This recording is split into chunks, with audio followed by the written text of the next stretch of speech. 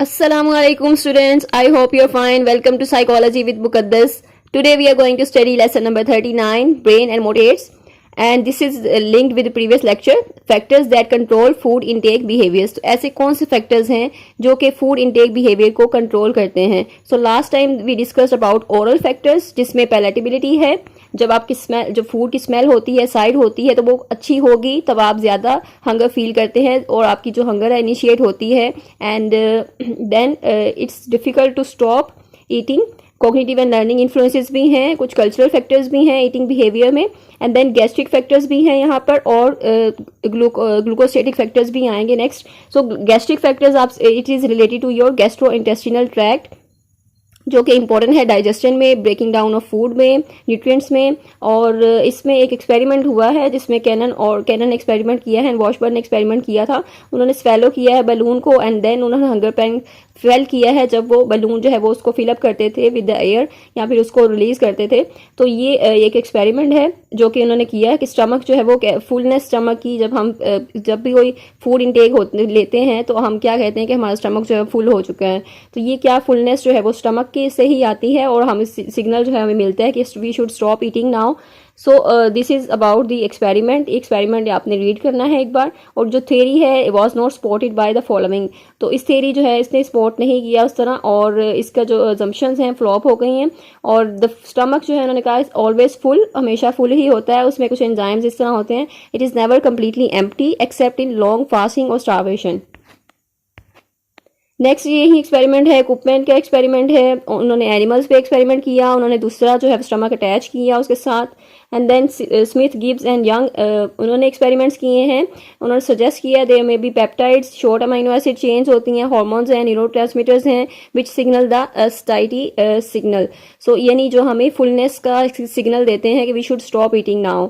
So this is also important in MCQs. Metabolic factors हैं, glucose level आपका जो blood का है अगर वो डिक्रीज हो जाए then it leads to initiation of eating, and then we take the food. तो increase in the blood glucose, ये भी आपकी जो ईटिंग है उसको स्टॉप करता है. एंड इस पे भी एक्सपेरिमेंट है. एंड देन थियरी है, दिस इज इम्पॉर्टेंट, एंड ये क्वेश्चन में भी एग्जाम्स में आ जाती है. ग्लूकोस्टेटिक थियरी ही propose by Mayer, and this is also MCQs के ये ग्लूकोस्टेटिक थियरी किसने दी है.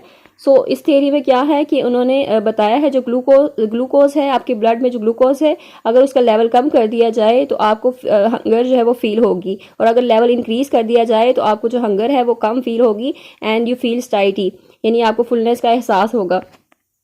सो लिपोस्टेटिक थ्योरी है नेक्स्ट. लिपोस्टेटिक भी यही स्टेट करती है कि जो बॉडी सेट पॉइंट है लिपिड्स के लिए, जो फैट्स के लिए, अगर वो डिक्रीज हो जाए तो बॉडी जो है वो स्टोर करती है फैट को, और अगर वो would lead to initiation of feeding, यानी कि उसका लिपिड्स को लेवल जो है वो अगर डिक्रीज हो रहा है तो बॉडी जो है वो खुद ही इनिशिएट कर देगी ईटिंग को एंड फीडिंग को, यानी we should take the food at that time.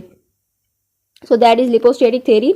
So next है the difficulties with the set point theories are. ये कौन सी डिफिकल्टीज हैं इन थेरीज में.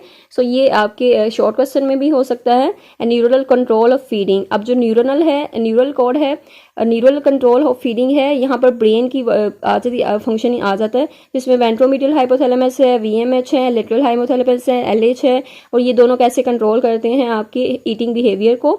सो हाइपोथैलेमस बहुत ज़्यादा इंपॉर्टेंट है ईटिंग एंड ड्रिंकिंग बिहेवियर में, और वेंट्रोमीडियल हाइपोथैलेमस के बारे में हम पहले भी पढ़ चुके हैं. अगर इस एरिया को डैमेज कर दिया जाए तो it will lead to the obese rats. तो ये उन्होंने एनिमल्स पे एक्सपेरिमेंट किए हैं, रैट्स पे एक्सपेरिमेंट्स किए हैं, इनको डैमेज करके उस एरिया को. और देन नेक्स्ट है एलएच है, एलएच लेन होगा, इट लीड्स टू अफेगिया, यानी no eating. So the rats will take no interest in eating. So this is the thing कि जो हाइपोथैलेमस है वो किस तरह कंट्रोल करता है हमारे ईटिंग बिहेवियर को. एंड देन फॉलोइंग सिमिलैरिटीज़ हैं जो वीएमएच रैट्स में और ह्यूमन में होती हैं. तो food nutritive content challenge and then palatability दोनों में पाई जाती है. वर्क फॉर फूड, यानी दोनों एफर्ट करेंगे, तो एफर्ट जो है वो इन्वॉल्व होती है फूड के लिए. तो अगर वीएमएच डैमेज है तो फैट जो ह्यूमंस हैं या फैट ह्यूमंस हैं वो do minimal work for food, तो वो उतना ही फूड के लिए जो है वो कम काम करेंगे अगर उन वीएमएच डैमेज हैं वो. तो so these were the science. और then LH damage animals are starving rats, और ये इंपॉर्टेंट एमसीक्यूज हैं. And then a role of norepinephrine has been highlighted by studies of Leibovitz and her colleagues, especially in the area of LH, as stimulation of norepinephrine rich neurons leads to initiation of eating. So ये आपके important MCQs हैं इसमें. I hope I made it clear for you.